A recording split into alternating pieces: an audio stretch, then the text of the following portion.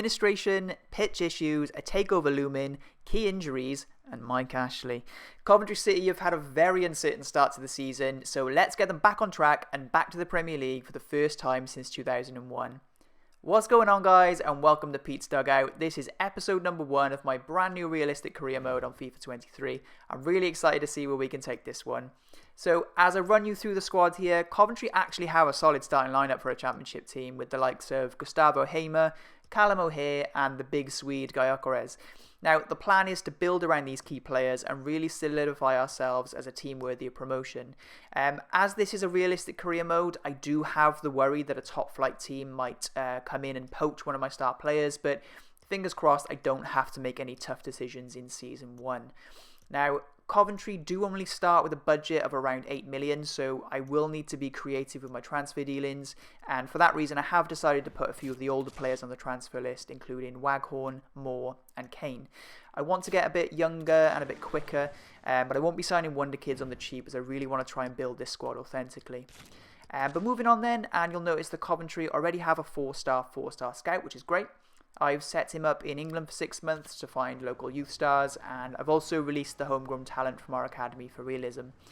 But Coventry typically play with a 5-3-2 formation, but I'm going to be adopting a 4-2-3-1 with pacey wingers getting in behind and looking to feed the target man in the middle. Coventry don't have many wingers in the squad, so that's why my first target was Kim Dae-won from Gangwon FC. We managed to agree a fee of just over 2 million, and with 4-star skill moves and 4-star weak foot, 83 stamina, 87 sprint speed, with decent dribbling stats, Kim becomes our first signing. Now, you'll see here, I did decide to give Kim the inverted winger development plan to improve his finishing stats, and that should help him to get involved with some goals this season for us as well. But moving on, I also wanted to sign a new goalkeeper, especially with Moore on the transfer list. And when I was doing a bit of research, I came across the 6'7", 23-year-old Tim Ronning. I actually thought this would be quite cool, especially for Gyökeres to have a Swedish teammate. So after a bit of consideration, I was able to confirm my new signing for 1.275 million, which is a great price, I think. Neither signing has any potential tag at the moment, but to be honest, I'm more interested in how the players fit in the system that I want to play, and with such a limited budget, I really needed to be smart with the money that I do have. But I'm coming back to the UK for my next sign-in, and this is actually from League One. Club captain McFadzean is 35 now, and his overall will be decreasing quite quickly, so I do need a successor. I really like Ronnie Edwards. He's got the solid player trait, which reduces his chances of getting injured during a collision. I managed to agree a swap deal here with Todd Kane, who was on the transfer list anyway, and with 1 million on top, I think that's a solid bit of business. He's 19 years old, shows great potential, and I'll look to incorporate him into the starting lineup throughout the season, especially when you consider how many games there are in a championship season. It can easily get to over 50 games when you take FA Cup and Carabao Cup into consideration, so I'll be really grateful for the squad depth. But with the sale of Todd Kane, I did need to sign a right-back to compete for a starting spot with Darbo, and I really like the look of Tristan Blackman from Vancouver Whitecaps. He's listed as a centre-back with right-back as a secondary position, but his speed stats, as you'll see in a moment, are incredible, and I think he can do a good job for Coventry as a backup right-back to begin with. So, again, I was able to arrange a swap deal here with Tyler Walker. He's our 4th-string striker, also on the transfer list, and with a 200k fee, I was able to bring in my next sign-in. So, 89 sprint speed and 87 acceleration for Blackman. I think that'll be really useful as an overlapping right back, and hopefully he can link up with my final signing of the episode. I did initially try to sign Elanga from United or Reece Nelson from Arsenal on loan, but neither team were interested, annoyingly, so I decided to make a permanent sign-in in Elias Tavsan. He's a player I haven't used before on FIFA, but I like the stats, and for 1.8 million, I think he's a bargain, especially for someone who's got that special something potential tag. His finishing stats are a little weak at the moment, so I've put him on the inverted winger development plan to help him improve there. So, that's going to do it for new signings into the club, and I think we've done a great job with a low budget. 5 new signings, 3 of which will go straight into the starting lineup, with Blackman and Edwards starting on the bench initially. So looking ahead then to the schedule, and we've obviously annoyed someone in the EFL because our first month of football is brutal. Hull, Burnley, QPR, Swansea and Bristol City. So tough games to start the season, but I'm feeling quite optimistic as we head into our first game. So come on, you Sky Blues.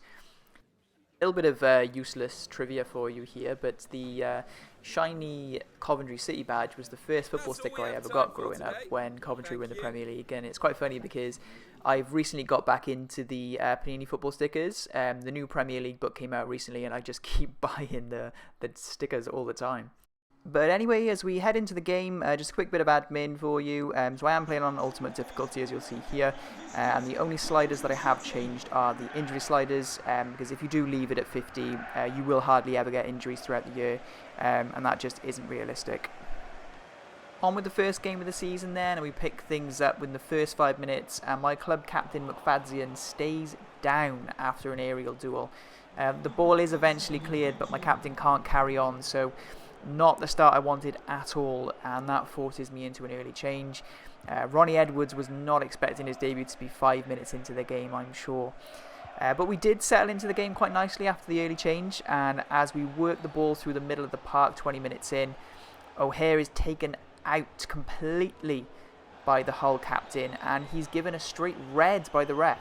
So 20 minutes in, the first game of the season, and both teams have lost their captains.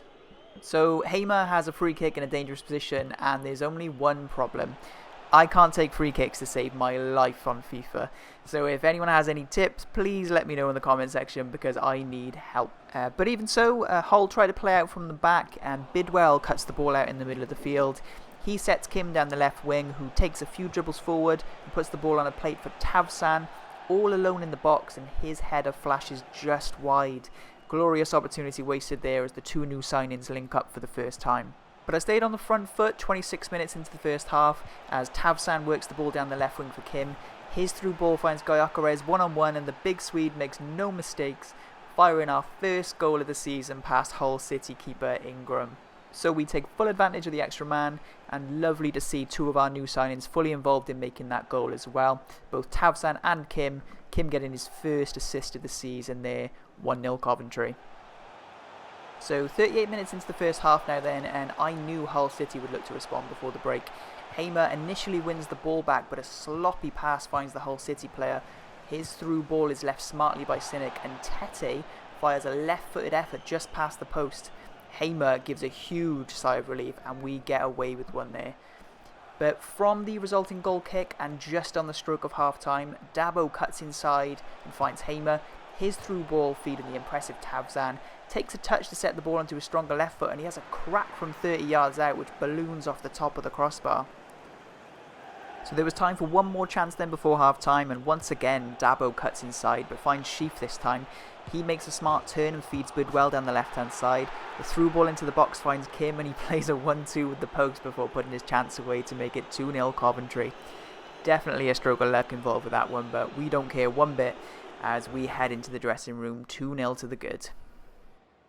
So the perfect start then, and as we start the second half, I really wanted more of the same from my team. So as Hull City get us going in the second period, the bullish Hamer presses immediately and wins the ball back from Tufan in midfield. He shows tremendous patience before finding Tavsan down the right wing.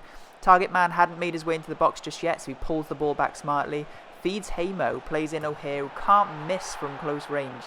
3-0 Coventry, and I'm in dreamland for my first game in charge. So I'm not sure if it was the early red card or the new manager bounce, but Hull City just weren't at the races today. So just past the 50-minute mark, and Kim finds Bidwell on the overlap down the left wing. You can already see what's coming. Bidwell whips a delicious cross for Gyökeres, and he thumps a diving header past the helpless Ingram. 4-0 Coventry, and let the inquest begin. What on earth is going on at Hull City? Spirit of fairness, I did decide to include this rare highlight of Hull getting forward. It was a half-hearted attack from the crestfallen Tigers, if I'm honest, as Williams breaks down the right wing, shakes off the challenge from Bidwell before working a nice ball into Tufan, and his 25-yard strike is easily connected by our new number one. 72 minutes in now, and again we work the ball down the left-hand side of the pitch where we've had so much joy today. Exactly the reason why I wanted to play with wingers. Kim finds Bidwell, whose inch-perfect pass finds Tavsan, and again he can only direct his header wide. Tabzan could easily have bagged himself a hat-trick today, and he'll be so disappointed not to score in his debut. But anyway, I did take this opportunity to make some subs, and another debutant comes on in Blackman. Making your debut 4-0 up takes the pressure off a little bit as a defender, doesn't it? Go and enjoy yourself. And that he did. Palmer finds the rapid Blackman on the overlap. He plays a lovely cross into Kim, and I absolutely loved this. A delicate pass on to Gyökeres, and the big Swede finishes off his perfect hat-trick. Yes, that's right. Left foot, right foot, header. Don't look now, but Coventry City have won their first game of the season 5-0 and put the rest of the league on notice. I'm sure there will be challenges to come, but what a perfect start to the season. My only hope is that the injury to McFadzean isn't too bad. But anyway, that's going to do it for the first episode of this Coventry City career mode. A huge thank you for tuning in to what has been my first ever YouTube upload. Really hope you did enjoy it. Please feel free to leave any feedback or suggestions with a like or comment below. Haven't got a sign off just yet, but I will be back for the next episode very soon.